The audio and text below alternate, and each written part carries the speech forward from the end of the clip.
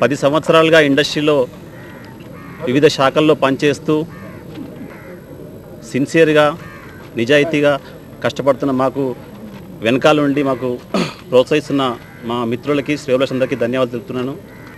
మంచి కథ తయారు చేసుకొని డైరెక్టర్ గారు మేము మంచి కథ తయారు చేసుకొని ఎన్నిసార్లు కథను విన్నా కూడా ఆ కథ ప్రతి ఫ్రేమ్లో మాకు కథ వింటుంటే స్క్రిప్ట్ తయారు చేస్తూ ఉంటే ప్రతి ఫ్రేమ్లో మాకు చార్మి గారే కనబడుతున్నారు.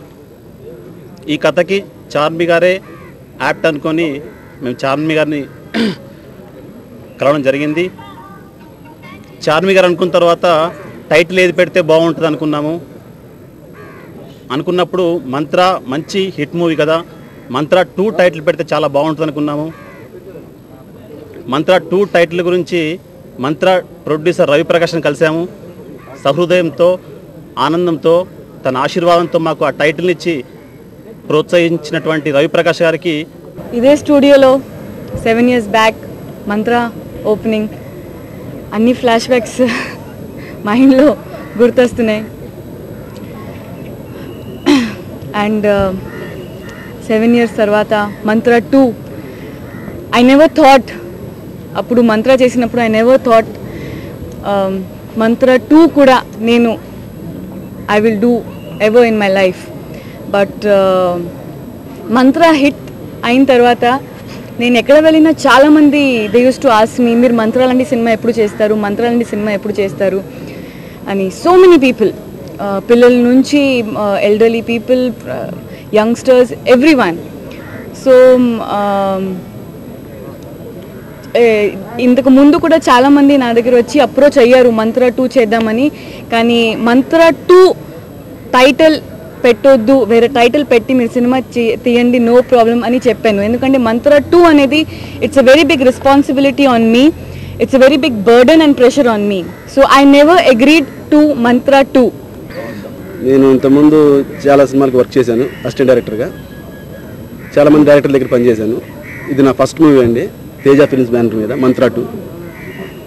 ఈ సబ్జెక్ట్ వచ్చేసి హారర్ థ్రిల్లర్ సస్పెన్స్ అండి. అంటే దీన్ని ఎట్లా తీస్తాను అనేది కొంచెం బాగా తీయాలనే ఆలోచన ఉంది, బాగా తీయడానికి ప్రయత్నం చేస్తాను. మంత్ర అనేది పెద్ద సక్సెస్ఫుల్ ఉంది, దాన్ని సీక్వెల్ చేయాలంటే మళ్ళీ కొంచెం టెన్షన్ ఉంటుంది. అతని పేరు చెడగొట్టడం ఇష్టం లేదు, కానీ ఆయన పేరు చెడగొట్టకుండా నాకంటూ ఒక బ్రాండ్ వేసుకుందామని చిన్న ఆలోచన ఉంది సార్. నేను ఎప్పుడు మాట్లాడలేదు ఇట్లా మీడియా ముందు, నేను తప్పుగా మాట్లాడుతుంటే దయచేసి అందరూ మీ బ్రదర్ నాకు తప్పు చేస్తే అట్లా అనుకోండి.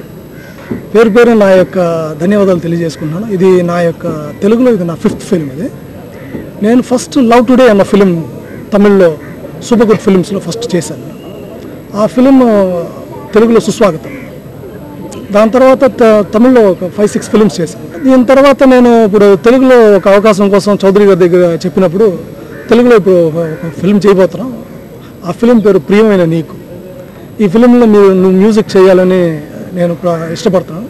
సేమ్ బాలశేఖర్ లవ్ టుడే చేసిన సేమ్ బాలశేఖర్ ఈ ఫిలింకి డైరెక్ట్ చేయబోతున్నారు అన్న ఒక గుడ్ న్యూస్ చెప్పారు నాకు. దాని తర్వాత తెలుగులో వచ్చి ఒక కంటిన్యూస్గా ఒక 5 ఫిలిమ్స్ దాకా తెలుగులో చేసి కంటిన్యూ చేస్తున్నప్పుడు నాకు ఒక హిందీ ఆల్బమ్ సింగర్ హరిహరన్ గారికి హెచ్ఎంవి కంపెనీతో ద్వారా నాకు ఒక హిందీ ఆల్బమ్ చేస్తాక అవకాశం. ఆ హిందీ ఆల్బమ్ చేసేటప్పుడు నాకు వర్జిన్ రికార్డ్స్ అన్న కంపెనీ పరిచయం అయ్యి నాకు ఒక అవకాశం ఇచ్చారు. This is in New York. Past 2-3 ఇయర్స్గా నేను న్యూయార్క్లో ఉండి ఆ వర్జిన్ రికార్డ్స్ అనే కంపెనీతో కొన్ని మ్యూజికల్ పాప్ ఆల్బమ్స్ చేస్తూ, అంటే this is music arranger and music బ్యాకింగ్కి నేను చేసిన విషయం.